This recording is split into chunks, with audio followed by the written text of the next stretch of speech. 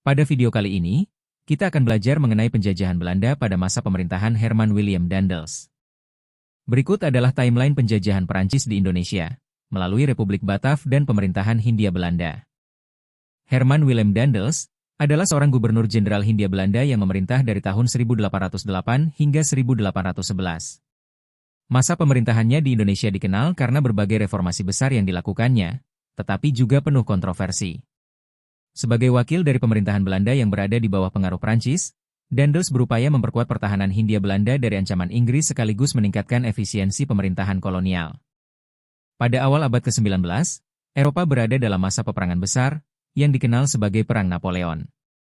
Belanda, yang saat itu berada di bawah kekuasaan Prancis, menghadapi ancaman serius dari Inggris yang ingin merebut koloni-koloni Belanda di Asia, termasuk Hindia Belanda, yang sekarang dikenal sebagai Indonesia.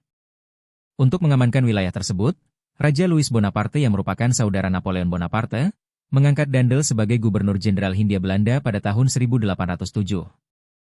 Daendels tiba di Batavia, Jakarta pada tahun 1808, dengan tugas utama memperkuat pertahanan Hindia Belanda dari serangan pasukan Inggris, dan memperbaiki sistem administrasi kolonial yang dianggap tidak efisien.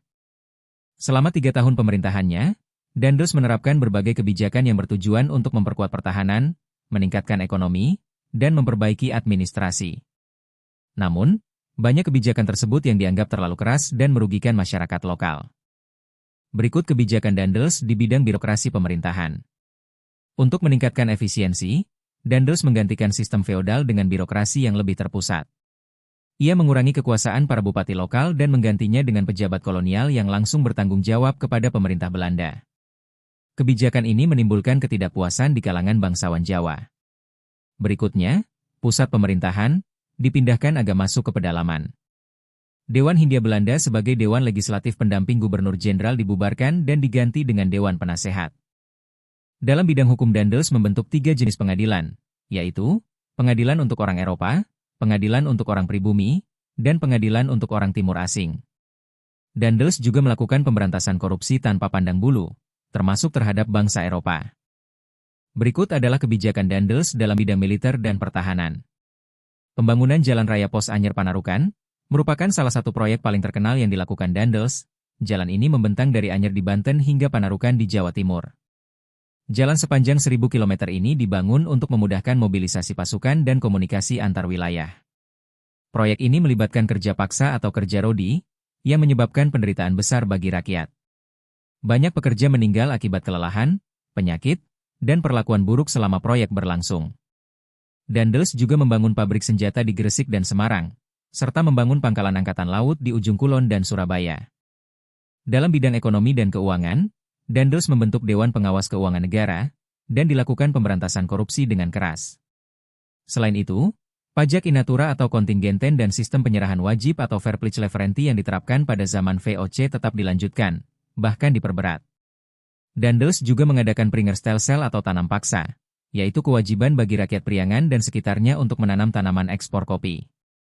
Dalam bidang sosial, rakyat dipaksa untuk melakukan kerja rodi untuk membangun Jalan Anyer Panarukan. Daendels juga menghapus upacara penghormatan kepada residen, sunan atau sultan, serta membuat jaringan pos distrik dengan menggunakan kuda pos.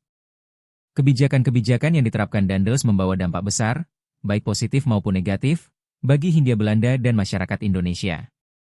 Pembangunan jalan raya pos dan fasilitas militer lainnya memberikan kontribusi besar terhadap infrastruktur Hindia Belanda. Jalan ini tetap menjadi jalur transportasi utama di Pulau Jawa hingga saat ini. Tetapi proyek-proyek besar yang melibatkan kerja paksa menyebabkan penderitaan dan kematian massal. Rakyat dipaksa bekerja tanpa upah yang layak, sementara para penguasa lokal kehilangan kekuasaannya. Reformasi administrasi yang dilakukan Daendels mengurangi korupsi dan meningkatkan efisiensi pemerintahan kolonial.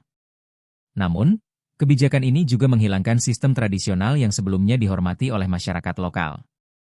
Kebijakan monopoli perdagangan dan pajak tinggi yang diterapkan Daendels memicu kemiskinan di kalangan petani, dan sistem penyerahan wajib hasil bumi menyebabkan kelaparan di beberapa daerah yang menambah kesengsaraan rakyat Indonesia. Pada tahun 1811, posisi Daendels sebagai gubernur jenderal berakhir. Ia digantikan oleh Jan Willem Janssens. Daendels dipanggil kembali ke Belanda karena kebijakan-kebijakannya yang kontroversial, serta tuduhan penyalahgunaan kekuasaan dan korupsi. Tidak lama setelah itu, Hindia Belanda jatuh ke tangan Inggris setelah pasukan Inggris menyerang Jawa dan mengalahkan pasukan Belanda dalam pertempuran Meester Cornelis. Hal ini menandai akhir sementara kekuasaan Belanda di Indonesia. Terima kasih sudah menonton video ini, nantikan video-video selanjutnya dari Dunia IPS.